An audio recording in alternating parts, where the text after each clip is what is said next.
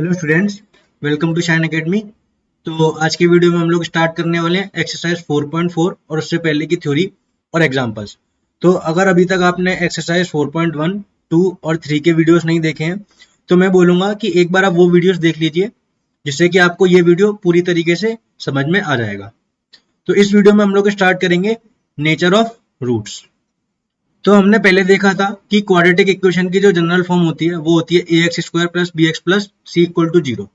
और हमने पिछले वीडियो में देखा था कि जो general form of quadratic equation है उसको अगर क्वाड्रेटिक फॉर्मूले से सॉल्व करते हैं तो जो रूट की वैल्यू आती है वो कितनी आती है, ये जो आपके सामने इस वाले फॉर्मूले में आपको दिख रही है। अब ये जो नेचर ऑफ रूट है वो पूरा का पूरा जो कॉन्सेप्ट है वो इस वाली वैल्यू का है। बी स्क्वायर माइनस 4ac को हम लोग बोलते हैं डी, और जो डी का मतलब है उसको हम बोलते हैं डी मतलब होता है डिस्क्रिमिनेंट।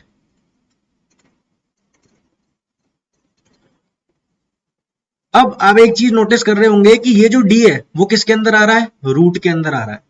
और हमको एक चीज मालूम है कि रूट के अंदर कभी भी नेगेटिव क्वांटिटी नहीं हो सकती। तो अगर मैं इस वाले एक्स की बात करूं तो अगर रूट के अंदर बी स्क्वायर माइनस 4ac जो है वो नेगेटिव हो गया तो ये जो x की वैल्यू है वो नॉन रियल आएगी, यानी कि ऐसा x निकालना पॉसिबल नहीं है। तो हम क्या बोलेंगे कि अगर बी स्क्वायर माइनस 4ac जो कि रूट के अंदर की टर्म है वो अगर नेगेटिव हो गई, जिसका मतलब क्या है कि d नेगेटिव हो गया, तो उस केस में हम बोलते हैं कि नॉन रियल रूट्स हमारे पास आएंगे। और इसी तरीके से अगर बी स्क्वायर माइनस 4ac 0 के बराबर हो गया तो आप देख सकते हो x equal to minus B upon 2a आ जाएगा, क्योंकि बी स्क्वायर माइनस 4ac कितना है, 0 है, तो प्लस माइनस 0 रहेगा, तो उसको तो हम लिखें या ना लिखें एक ही बात है, तो इसको हम हटा देंगे। तो इस केस में आप देख सकते हो कि एक रूट आएगा, और एक रूट नहीं होता है क्वाड्रेटिक इक्वेशन का, तो इसीलिए हम क्या बोलेंगे कि रिपीटेड रूट है, तो माइनस बी बाई 2a को हम 2 बार लिख देंगे। और इस केस में फिर हम क्या बोलेंगे कि जो रूट है वो रियल है और इक्वल भी है, यानी कि दोनों रूट एक ही है, इसलिए हम क्या बोलेंगे both roots are real and equal. और तीसरे केस में हम क्या बोलेंगे, बी स्क्वायर माइनस 4ac जो है वो कैसा है, पॉजिटिव है। अगर B square minus 4ac positive है तो आप देख ही सकते हो, इसने यहाँ पे हमको बताया है कि अगर B square minus 4ac positive है तो एक बार जब हम पॉजिटिव साइन लेंगे तो अलग वैल्यू आएगी, और एक बार जब हम नेगेटिव वैल्यू लेंगे तो एक अलग वैल्यू आएगी। तो इस केस में क्या हुआ, रूट्स रियल तो है और दोनों की वैल्यू अलग अलग है, इसलिए हम क्या बोलते हैं, रियल एंड अनइक्वल। बस नेचर ऑफ रूट्स की जो कहानी है वो इतनी सी ही है। अब बात ये आती है कि नेचर ऑफ रूट का फायदा क्या होता है। तो कोई भी क्वाड्रेटिक को सॉल्व करने से पहले हमको मालूम होना चाहिए कि उसके रूट्स जो है वो किस तरीके के हैं। अगर मान लो हम क्वाड्रेटिक सॉल्व करने बैठे हैं और हमने चेक नहीं किया कि डी कैसा है, और वो क्वाड्रेटिक का डी मान लो नेगेटिव है, तो उस क्वाड्रेटिक को सॉल्व करने का कोई फायदा ही नहीं है, क्योंकि अगर डी नेगेटिव है तो रूट्स आएंगे ही नहीं। तो इस तरीके की प्रॉब्लम से बचने के लिए हमको नेचर ऑफ रूट्स आना चाहिए। और कई बार हमको क्वाड्रेटिक सॉल्व करने के लिए पूछेगा ही नहीं, हमको बस पूछेगा कि इसके नंबर ऑफ सॉल्यूशंस या फिर नंबर ऑफ रूट कितने हैं, तो हमको डी चेक करना आना चाहिए।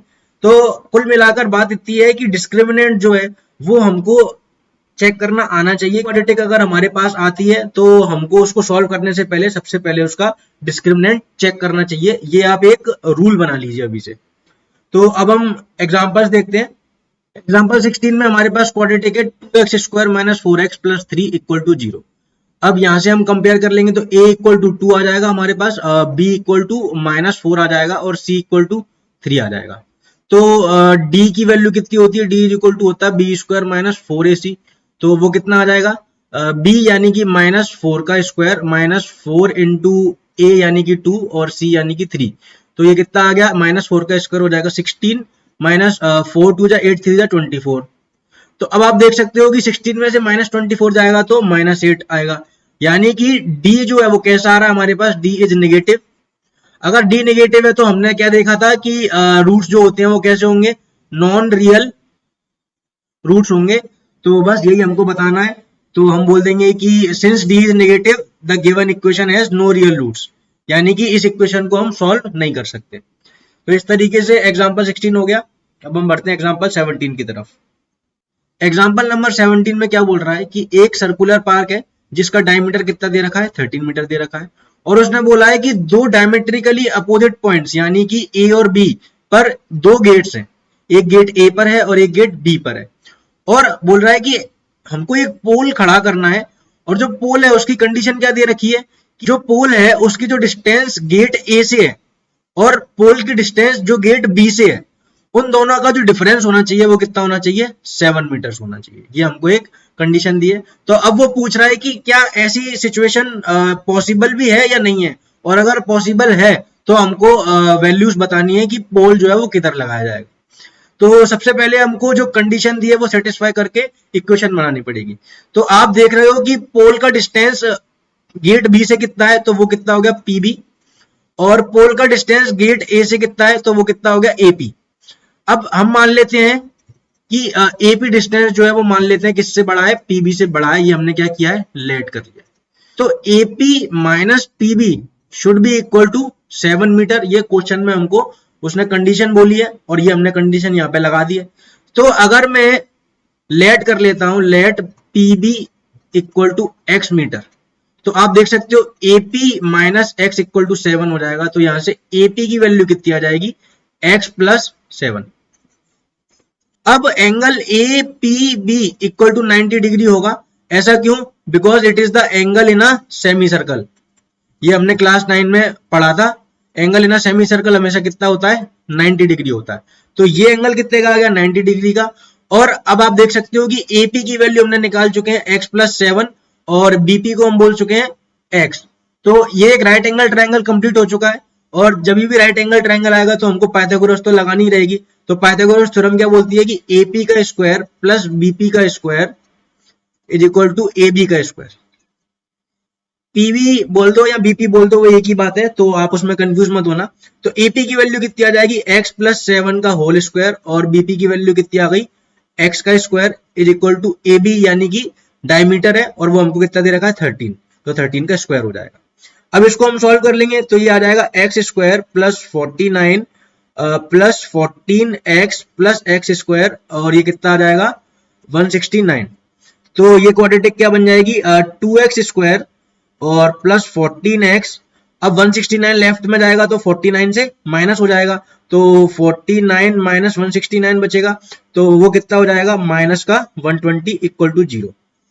अब इसमें से हम 2 कॉमन ले लेंगे और बोथ साइड 2 का डिवाइड कर देंगे, तो अंदर क्या बचेगा, X square plus 7x minus 60 equal to 0। अब ये जो है वो हमारी क्या बन चुकी है, क्वाड्रेटिक।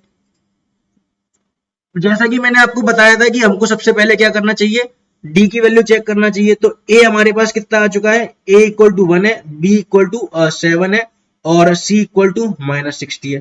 तो डी की वैल्यू कितनी हो जाएगी, बी स्क्वायर माइनस 4ac से, और ये कितना आ जाएगा, तो बी स्क्वायर यानी कि 7 का स्क्वायर माइनस 4 इंटू ए यानी कि 1, और सी यानी कि माइनस 60। तो ये कितना आ जाएगा 49, और minus 4 into minus 60 is plus 240, तो ये कितना आ जाएगा 289। तो यहां से हम क्या बोलेंगे कि since D is greater than 0, इसका मतलब roots will be real and unequal, यानी कि रूट्स आएंगे और दो रूट्स आएंगे।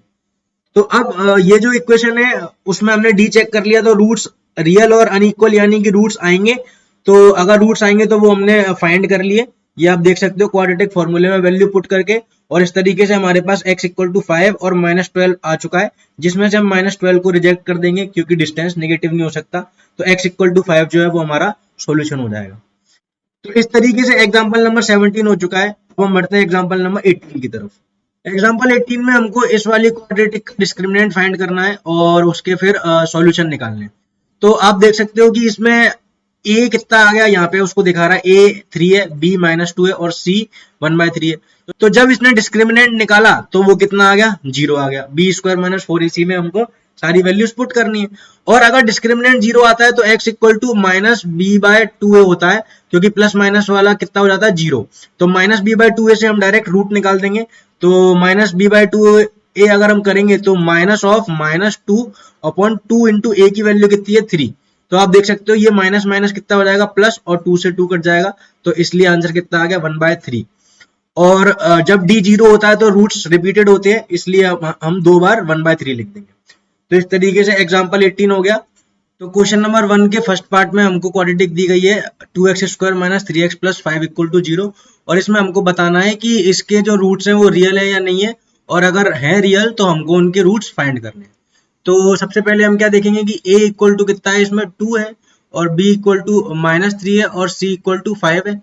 अब हम d की वैल्यू चेक कर लेंगे b² - 4ac से, तो ये कितना आ जाएगा b² यानी कि -3 का स्क्वायर -4 इंटू a यानी कि 2 इंटू c यानी कि 5, तो ये कितना हो गया -3 का स्क्वायर 9 -4 2 8 8 5 40, तो ये कितना आ गया -31। तो d जो है वो यहाँ से हमको दिख गया, d इज लेस देन 0, इसका मतलब नो रियल रूट्स। तो पहला वाला पार्ट इस तरीके से हो गया है।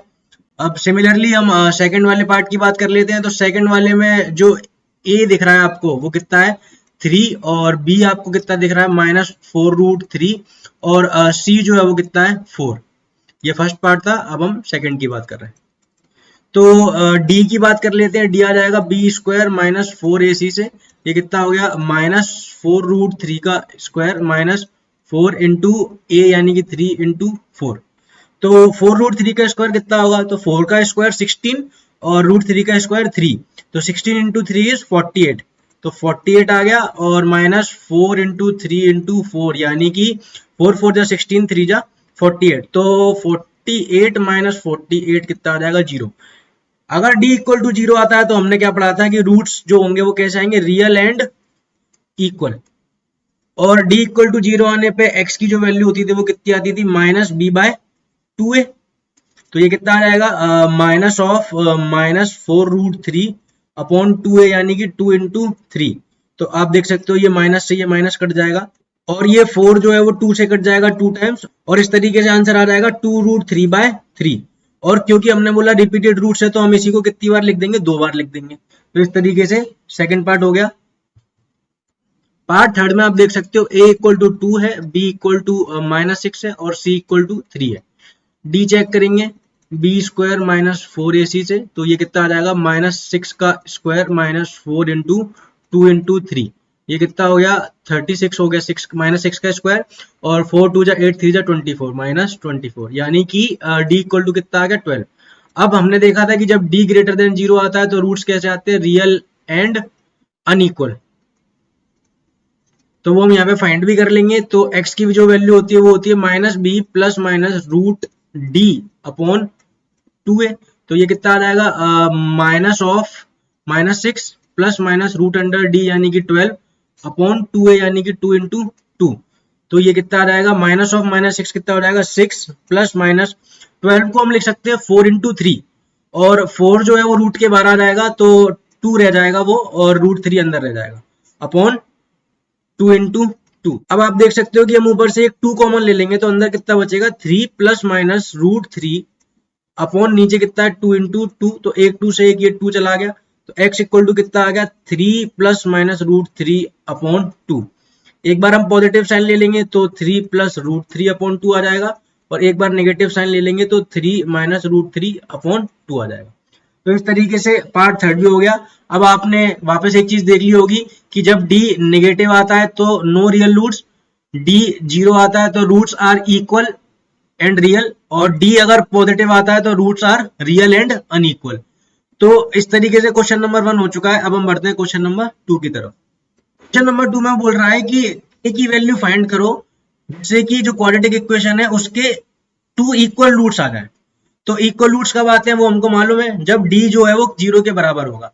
अब पहले पार्ट में हमको इक्वेशन जो दी है उसमें 2x² + kx + 3 = 0 है और इसमें हमारे पास a = 2 हो जाएगा, b = k हो जाएगा और c = 3 हो जाएगा। अब हमको कंडीशन क्या दी है कि रूट्स जो होने हैं वो इक्वल होने हैं। तो इक्वल रूट्स कब होते हैं, d = 0 पर, यानी कि b² - 4ac किसके बराबर आना चाहिए, 0 के बराबर आना चाहिए।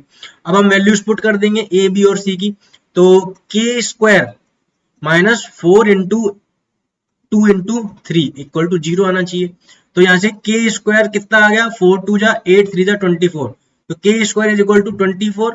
तो यहाँ से दोनों तरफ रूट लेंगे तो k कितना आ जाएगा, k = ±√24 और √24 को हम लिख सकते हैं 6 इंटू 4 और 4 जो है वो रूट के बाहर आ जाता है, तो k की वैल्यू कितनी आ गई, प्लस माइनस 2√6।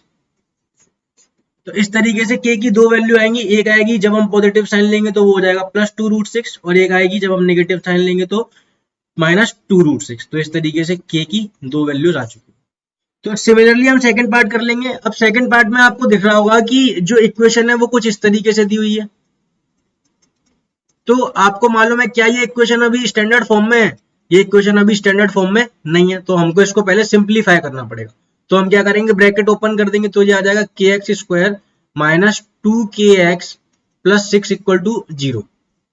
अब ये जो इक्वेशन है वो स्टैंडर्ड फॉर्म में आ चुकी है, और यहाँ से हम क्या बोलेंगे कि जो a है वो कितना दिख रहा है आपको, कोफिशिएंट ऑफ x² यानी कि k, और b जो है वो -2k है, और c जो है वो 6 है। अब इसमें हम वापस से कंडीशन लगा देंगे इक्वल रूट्स की, वो होती है d इक्वल टू 0, यानी कि b² माइनस 4ac जो है वो 0 के बराबर आना चाहिए। ये कंडीशन लगाएंगे, तो अब हम a, b और c की वैल्यू पुट कर देंगे, तो ये कितना आ जाएगा, -2k का स्क्वायर माइनस 4 इंटू a यानी कि k इंटू c यानी कि 6 इक्वल टू 0। तो -2k का स्क्वायर कितना हो जाएगा, +4k² माइनस, आप देख सकते हो ये कितना हो जाएगा, 6 4 द 24k इक्वल टू 0। अब यहां से हम 4k कॉमन ले लेंगे, तो अंदर कितना बचेगा, k माइनस 6 इक्वल टू 0। अब या तो k इक्वल टू 0 होना चाहिए या फिर k माइनस 6 इक्वल टू 0 होना चाहिए। मैंने आपको बताया था कि दो नंबर का प्रोडक्ट 0 कब आ सकता है, जब उन दोनों में से एक कोई 0 या दोनों 0 हो जाए। तो हमने बोल दिया k इक्वल टू 0 और k माइनस 6 इक्वल टू 0। तो यहां से k की दो वैल्यू आ गई, k इक्वल टू 0 और k equal to 6।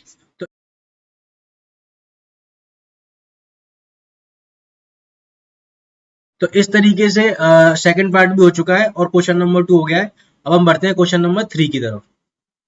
Question number 3 में हमको बोल रहा है कि एक ऐसा रेक्टेंगुलर ग्रुप बना के देखो जिसमें कि उसकी जो लेंथ होगी वो उसके ब्रेड्थ से कितनी हो जाएगी, ट्वाइस, और उसका एरिया जो हो जाएगा वो कितना हो जाएगा, 800 मीटर स्क्वायर। और वो पूछ रहा है कि ऐसा रेक्टेंगुलर ग्रुप जो है वो बनाना पॉसिबल है या नहीं है। तो हमको बोला है कि जो लेंथ होनी चाहिए वो ब्रेड्थ के ट्वाइस होनी चाहिए। तो हमने क्या किया, ब्रेड्थ को x मान लिया। अगर ब्रेड्थ को x मान लिया है तो ये जो लेंथ है वो कितनी हो जाएगी, 2x हो जाएगी क्वेश्चन के अकॉर्डिंग। अब उसने बोला है कि जो इसका एरिया है वो कितना होना चाहिए, 800 मीटर स्क्वायर होना चाहिए। तो हमने क्या किया, एरिया ऑफ रेक्टेंगल हमको मालूम है और वो हमने किसके बराबर लिख दिया, 800 के बराबर। एरिया ऑफ रेक्टेंगल कितना हो जाएगा, लेंथ इंटू ब्रेड्थ यानी कि 2x इंटू x। तो यहां से आप देख सकते हो कि 2x स्क्वायर किसके बराबर आ गया, 800 के बराबर आ गया। अब ये 2 से 800 कट जाएगा तो 400 बचेगा।